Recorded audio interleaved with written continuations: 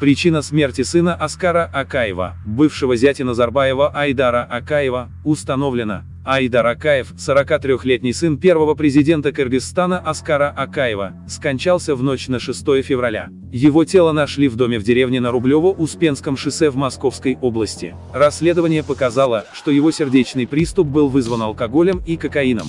Аскар Акаев – советский и киргизский государственный и политический деятель, президент Кыргызской республики с 1990 по 2005 год. В настоящее время он занимается исследованиями в российской столице.